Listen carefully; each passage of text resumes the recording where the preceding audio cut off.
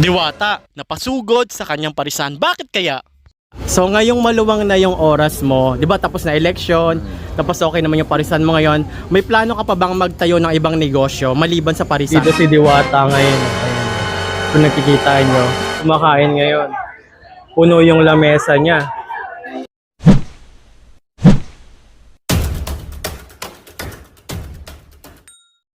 Hello everyone, hello mga pango, hello mga kamarites. Uy, na-miss nyo rin ba dumalaw dito sa Diwata Pares Jokno Boulevard? Uy, kasi alam nyo guys, dadaan tayo rito para magtanghalian. At nakikita nyo yung tulay, dyan dati nakatira si Diwata at yung malaki namang parking space niyan. Dati dyan din siya nagsimula magtinda ng pares. Pero bago kayo makarating sa Diwata Pares, sa may Jokno, madadaanan niya pag galing kayong MOA.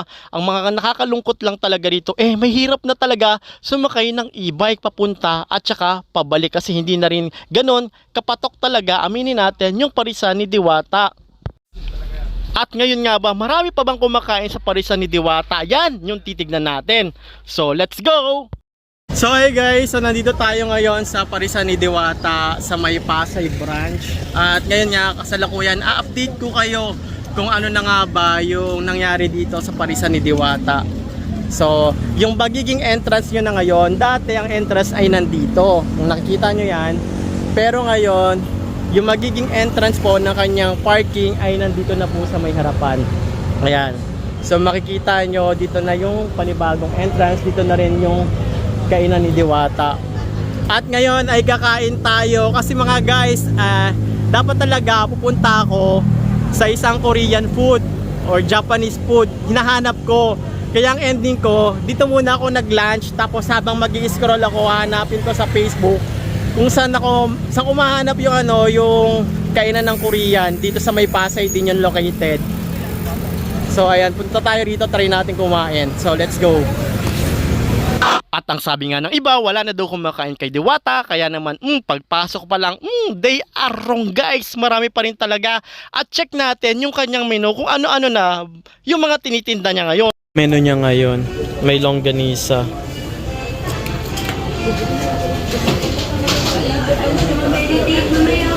Marami pa rin talagang tinda rito si Diwata at ang naririnig ko nasa sold out din talaga yung kanyang fried chicken at saka yung inasal. Kaya nga ako, wala na rin akong naabutan na fried chicken at saka inasal dito sa kanila. Kumakain, no?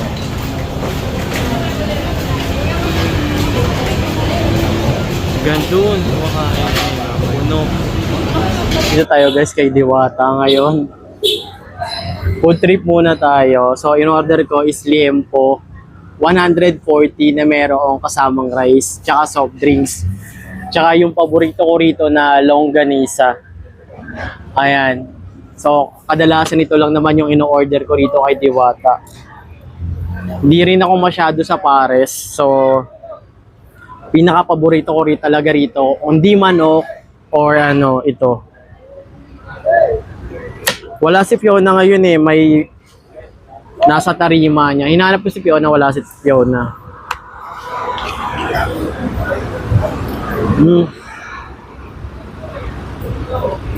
Marami rin kumakain ngayong araw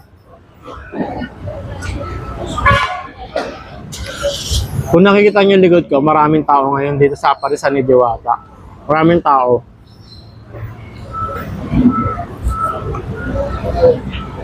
Hindi ko lang alam kung Sunday lang pero ngayon marami na talaga. Lunchtime po. Lunchtime pa lang ngayon. Alas 12 ng June 30.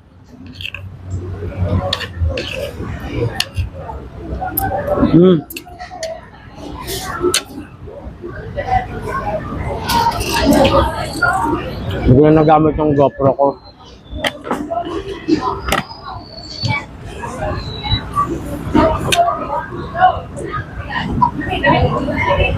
Liempo lang din yung titirahin natin. Kaso ayoko ng taba. Hindi ako nakain ng taba.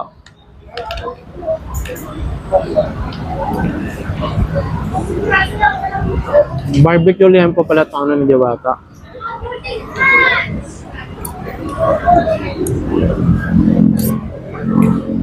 Masarap din yung liempo niya.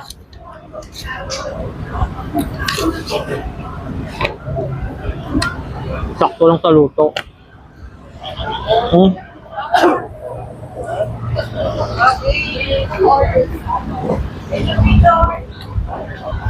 Di ba pala ako nagdasal?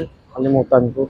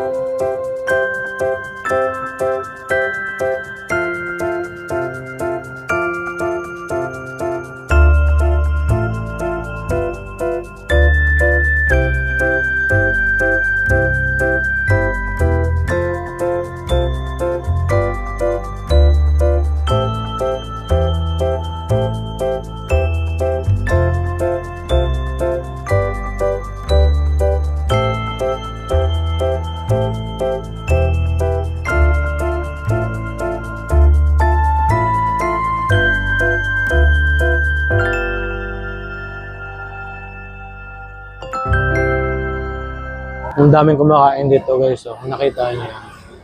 Hanggang doon. Hanggang doon.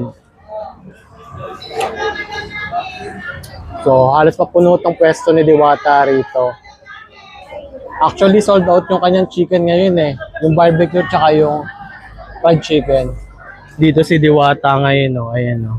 Kung nakikita nyo, dumalaw siya rito sa may parisan niya. Ang daming tao. At marami rin kumakain ngayon. Puno yung lamesa niya.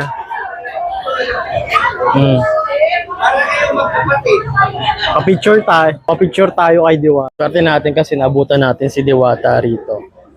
Minsan lang dumalaw yan. Minsan lang din naman tayo nandito. Pero puno, oh.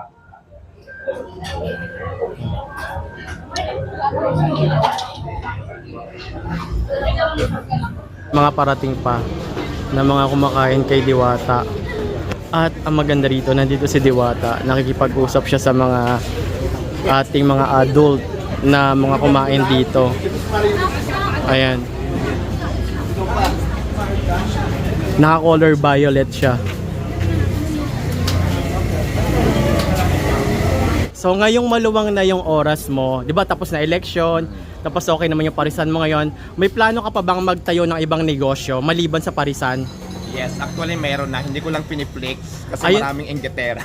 Ayun na yata yung sinabi sa akin ni Fiona before eh, na meron ka daw plano na doon mo daw siya ilalagay sa bago mong business na bubuksan. Actually, bukod sa Paris, may mga iba naman tayong rocket ngayon. So ayaw ko na lang din i-click sa social media. Kasi alam ko naman sa sarili ko na akin na lang yun. Yun, thank you Diwata. Kailangan ipangalandakan pa. So yun Tama. Thank you. Have lang. blessed Okay naman day. ako ngayon. Thank you. Paganda- Wait lang, kamusta pala yung buhay mo ngayon sa Cavite? 'Di ba doon na yung bagong bahay mo? No, taga Thailand ako. Doon ako bumili ng bahay. Ang taray. Kala ko nga sa North Korea. Thailand. So yun na nga guys, so nagulat na lang din talaga ako kasi bigla siyang sumugod si Diwata sa parisan niya at wala akong idea na nandun pala siya. Sinabi na lang sa akin, si Diwata nandun.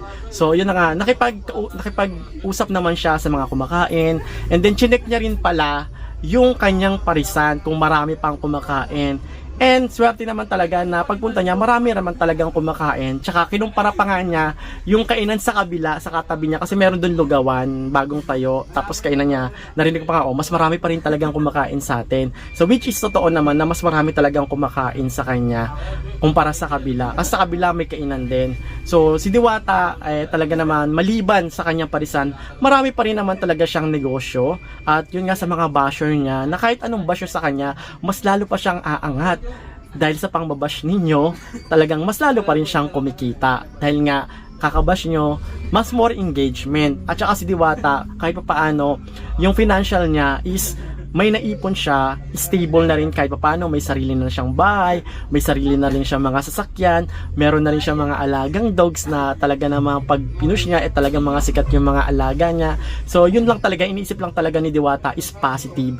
At saka ang maganda kay Diwata guys, business-minded siya. So, kahit saan mo siya itapon, kahit saan mo siya ilagay, kahit bumalik pa siya sa pinanggalingan niya, ay makakasurvive siya kasi madiskarte siya. Alam nyo na pinagdaanan niya. So, kaya niya na yung paglagpasan. Babalik lang siya sa dati niyang procedure kung paano siya nakaangat. At mangyayari pa rin yun.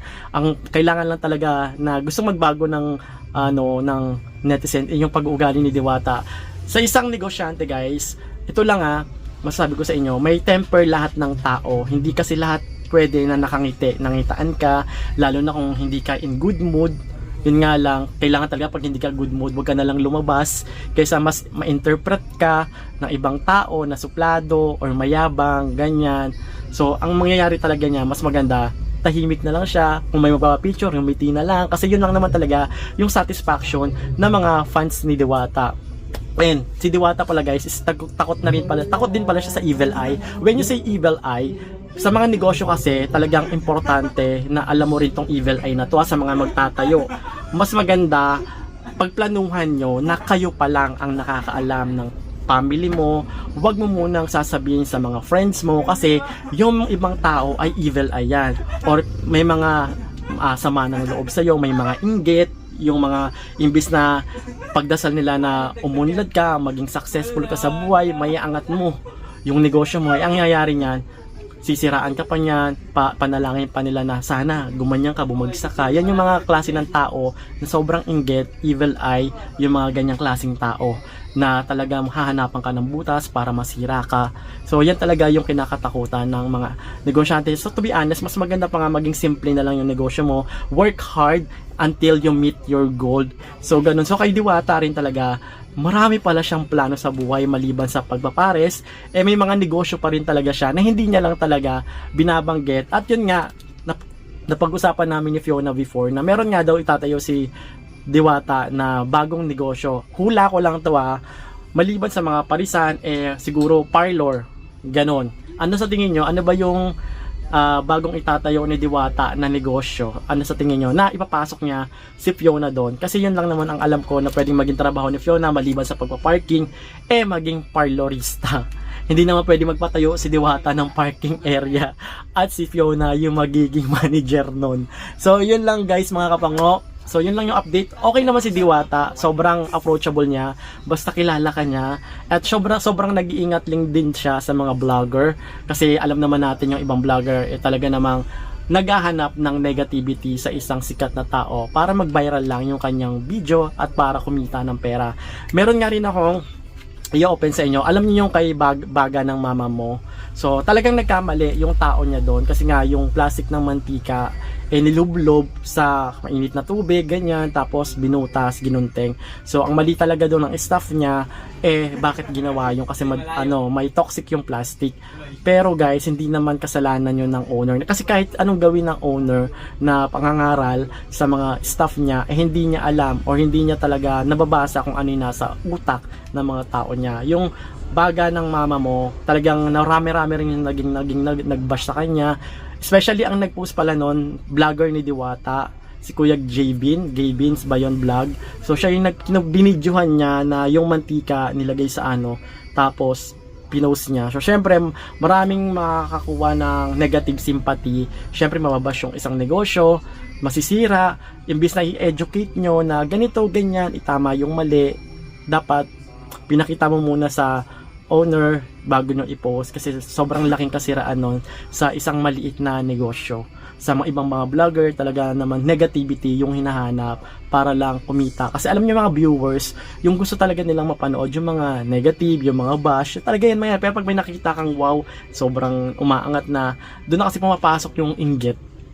So may mga ganun talagang vlogger na naghahanap ng issue para lang mapansin. Marami yan, kahit yung mga ibang sikat na maliliit na vlogger na naghahanap ng issue para mapansin sila, para mag-boom yung kanilang video. So yun lang guys, that's it for this video. And yun, so si Diwata okay naman siya, approachable naman siya, basta kilala ka niya. So yung attitude naman ni Diwata, syempre kailangan mo rin mag-adjust. Minsan siguro moody siya, minsan okay. So kaya minsan nakakapag pero kasi siguro nai-stress din sa trabaho, sa mga bayarin, sa mga bills, sa mga commitment. So may time talaga, kahit sinong tao, meron din talagang time na temper. Ang pagkakaiba lang natin, sikat sila, tayo hindi. Pero pagdating sa experience, sa mga nararamdaman, pare-pareho lang po tayong merong temper. Na dapat talaga nahabaan din natin yung pasensya natin at saka marunong din tayong umunawa sa sitwasyon ng iba. So yun lang, thank you for watching at see you on my next video guys. So don't forget to like, share, and subscribe.